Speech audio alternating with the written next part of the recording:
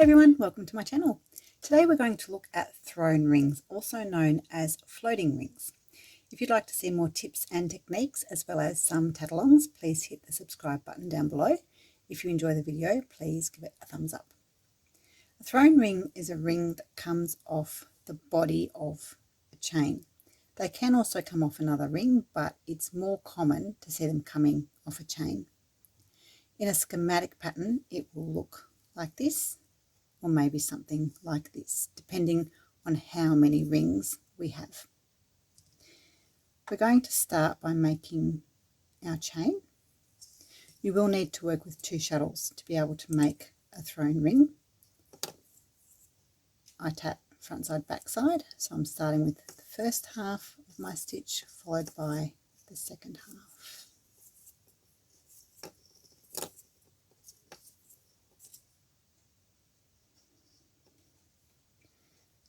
Okay, that's the first part of our chain. We're ready for our thrown ring. Working the ring part of a thrown ring is exactly the same as working a normal ring, because the ring itself is a normal ring. If you work front side, back side, you'll need to be mindful of what side you're on. Generally, chains are worked on the back side and rings are worked on the front side.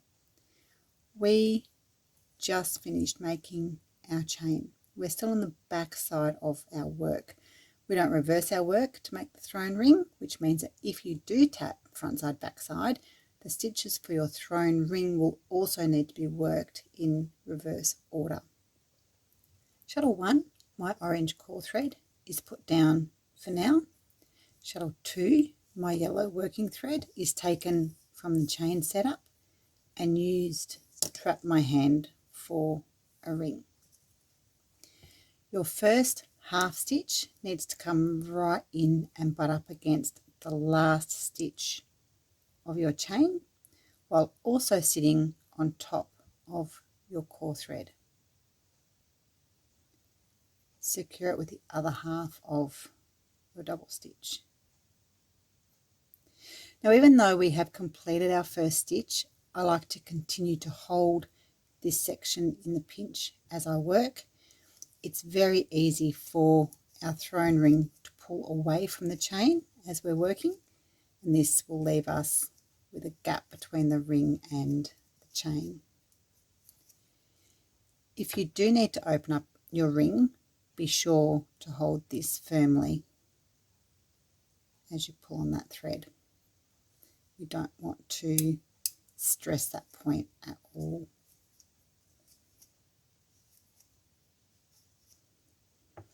So that especially applies to when we come to close our ring. Hold everything firmly in the pinch. Start to close. As your ring becomes smaller, reposition it so that you can still hold everything nice and tightly.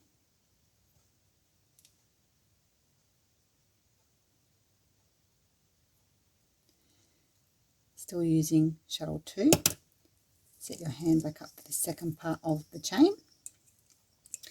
I'm going to make second half of my double stitch because I'm working front side, back side. This half stitch needs to be pulled in close, right under that ring. Now I could go ahead and complete my double stitch with the first half and finish out my chain, or I can have an extra half stitch. I prefer to make the extra half stitch. I find it helps my ring sit better on top of the chain, and it just brings everything together. If I was on the front side of my work, the extra half stitch would be the first half, but because I'm on the back side, the extra half stitch is second half. So I'm going to have a second half, and first half. Now I can finish out my chain as normal.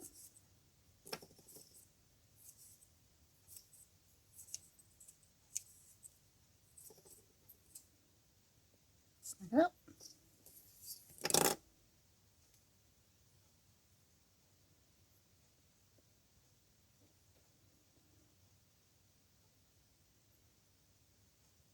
And there is your thrown ring. Just wanted to show you what happens if we're not careful with joining our ring to our chain, and if we don't hold this as we're working. So I'm just going to let that sit quite loosely. I'm not really holding it in the pinch as I work my ring. And again, I'm going to hold just the ring itself instead of down here. You can see that's pulled away a little bit already.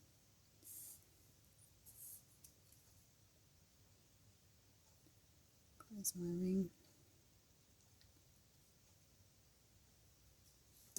Continue with the other half of my chain.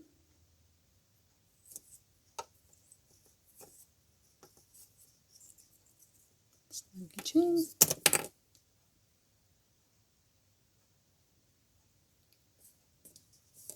You can see it's pulled away a little bit. It's not up nice and closely like it should be. I hope you've enjoyed the video. See you next time.